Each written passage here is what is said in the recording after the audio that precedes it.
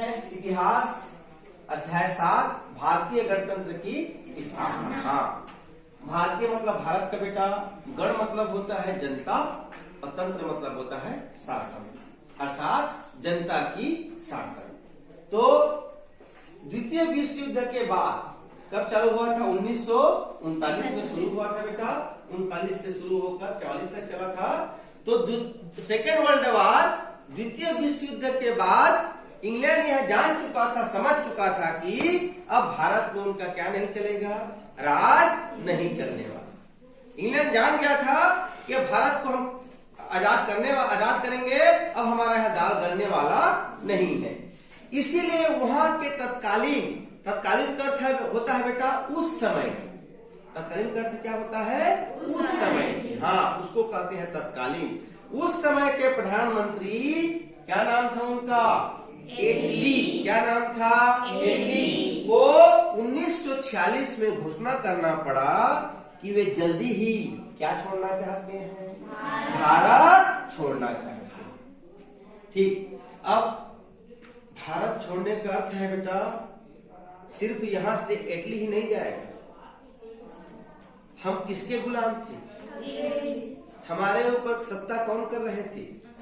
वे यहाँ की सत्ता को छोड़ के जाने वाले हैं, हमको आजाद करने वाले हैं, हमको स्वतंत्र करने वाले हैं बेटा। ये कोई मामूली चीज नहीं था। सत्ता का हस्तांतरण होगा। क्या होने वाला था? सत्ता का हस्तांतरण, सत्ता का अदला बदली। पहले वो सत्ता इंग्लैंड के पास था, अब किनके पास जाने वाला था? भारतीय नेताओं के पास। तो इतने बड़े देश के शासन को ऐसे ही छोड़ के नहीं जा सकते थे बेटा। इसीलिए उन्होंने किसके संबंध में? सत्ता हस्तांतरण के संबंध में। किसके संबंध में? सत्ता हस्तांतरण। सत्ता मतलब शासन को भारतीय नेताओं को देना। इसके संबंध में उन्होंने इससे भारतीय नेताओं के लिए से बातचीत करने का क्या किया बच्चों? विचार किया। किन नेताओं से? हाँ, एटली ने सोचा कि सत्ता का हस्तांतरण कैसे हो, हम सत्ता को किस प्रकार नेताओं को दें। इसके संबंध में उन्होंने नेताओं से क्या करने का? विचार करने का क्या किया बेटा? हाँ, विचार किया, फैसला लिया। इसीलिए उन्होंने अपने मंत्रिमंडल के कितने मंत्रियों को? 3 मंत्रियों को, ठीक, कहाँ भेजा? भारतीय नेताओं के पास भेजा। क्या करने के लिए? प्रस्ताव पर चर्चा के लिए। कौन सा प्रस्ताव? अंतरिम सरकार का गठन। क्या सरकार का? अंतरिम सरकार का गठन। अभी शब्द आ गया अंतरिम सरकार। क्या सरकार? अंतरिम सरकार। अब सुनिए अंतरिम सरकार क्या होता है। मान लो अंग्रेज 46 में घोषणा किए, अब हम किसको आजाद करेंगे? भारत को। तो भारत में चुनाव से जो सरकार ना बन जाए, अब मान लो अंग्रेज भी चल देते, सुने ना, अंग्रेज भी चले गए और यहाँ कोई शासन नहीं कर रहा है, तो शासन में क्या हो जाएगा बेटा? उथल पुथल हो जाएगा। कौन शासन संभालेगा? तो नया चुनाव होते तक यहाँ का शासन करने के लिए एक सरकार का गठन होगा। उसको क्या सरकार कहते हैं? अंतरिम सरकार का गठन, ताकि हमारे जाने के बाद देश में कुछ गढ़ी ढंग से सत्ता चले। उसके लिए उन्होंने इसके गठन का प्रस्ताव रखा, अंतरिम सरकार के गठन का प्रस्ताव। समझ गए जी? मान लो इटली कहा कि हम जाएंगे, अंग्रेज चले गए और नेताओं को भी सत्ता नहीं दिए, यहाँ सत्ता कौन संभालता बेटा? इतना बड़ा देश का सत्ता। तो उन्होंने कहा कि जब तक चुनाव से नया प्रधानमंत्री नहीं बन जाता, तब तक एक सरकार का गठन होगा। वो क्या सरकार बच्चों? अंतरिम सरकार का गठन। किससे बातचीत की है? भारत के नेताओं से। तो ये जब मिशन आई थी, 3 मंत्रियों का दल आया था बेटा, वो किससे मिला? उन्होंने 2 प्रस्ताव रखा। पहला प्रस्ताव किसका था?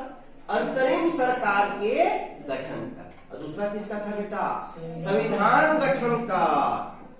संविधान मतलब संविधान हमारे देश का शासन कैसे चलेगा, उसके लिए उन्होंने इसका गठन करना था, संविधान सभा का गठन करना था। किसका गठन करना था? हाँ, ये देश के संविधान क्या है? नियमों की एक पुस्तिका है। उसमें सब चीज लिखा होता है कि हमारा देश कैसे चलेगा, पूरा संविधान सबसे बड़ा हमारे लिए, संविधान से बड़ा कुछ नहीं है। सबसे बड़ा क्या है हमारे लिए? संविधान है। तो उसके गठन के लिए, ठीक है, प्रस्ताव रखा था किन नेताओं के पास? भारतीय नेताओं के पास। उसमें कहा गया था संविधान सभा में 2 तरह के लोग शामिल होंगे। पहला क्या बेटा? प्रांतीय विधानसभा, मतलब राज्यों के विधानसभा द्वारा क्या व्यक्ति? चुने हुए व्यक्ति। और भारतीय रियासत, उस समय भारतीय रियासत भी थे, देशी राजा भी थे, तो देशी राजाओं के मनोनीत व्यक्ति।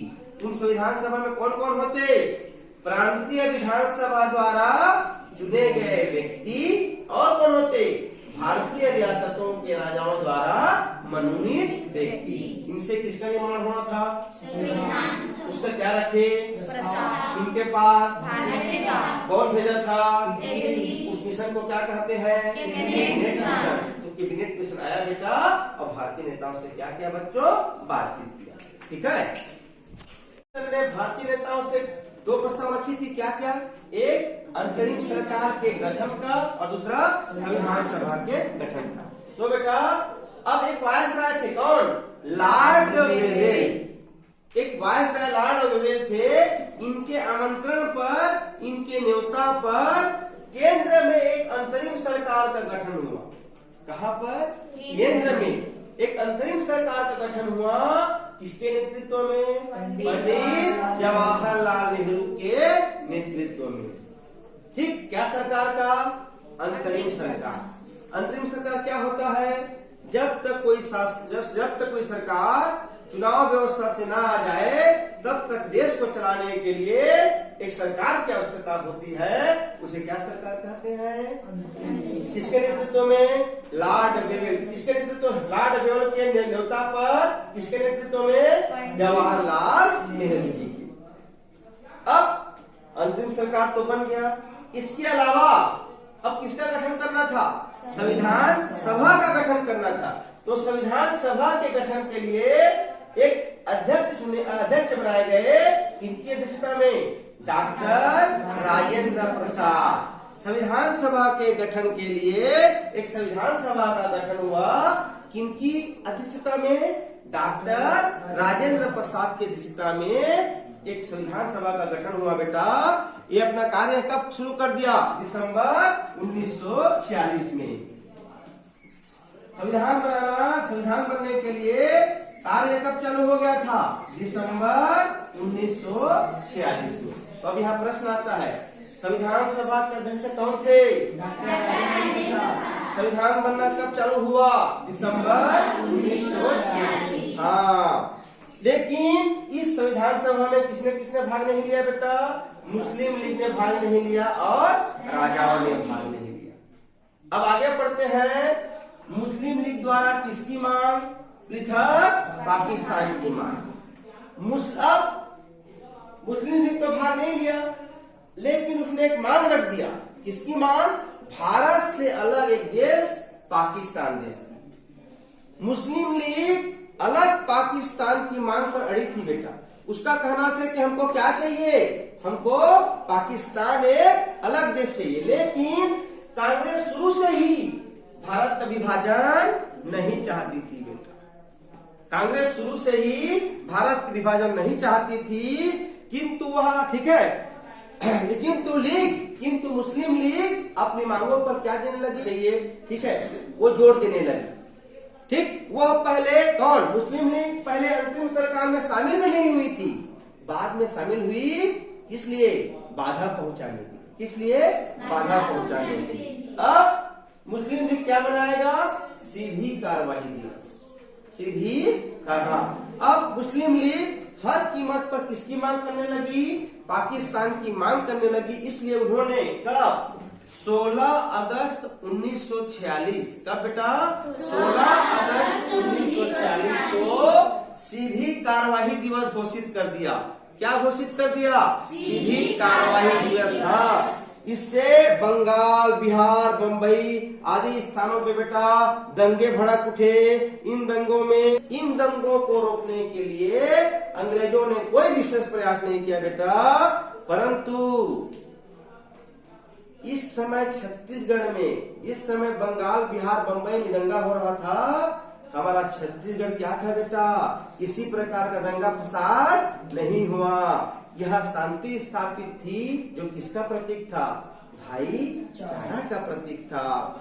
सांप्रदायिक दंगों से कौन दुखी हो गए? गांधी जी दुखी हो गए और क्षेत्रों का क्या किए बेटे? दौरा। अब यहाँ से प्रश्न आता है, सीधी कार्रवाई दिवस कब मना? 16 अगस्त 1946। ठीक। मुस्लिम लीग शुरू में अंतरिम सरकार में भाग नहीं ली थी, लेकिन बाद में क्या कर ली? भाग ले ली। क्या करने के लिए? बाधा पहुंचाने के लिए। किसके कार्यों को? सरकार के कार्यों को। ठीक। अंतरिम सरकार के लिए किसने न्योता दिया? Lord David. किसके नेतृत्व में बनी? संविधान सभा के अध्यक्ष कौन थे? संविधान सभा कब कार्य शुरू करना चालू कर दिया? 1946। ठीक।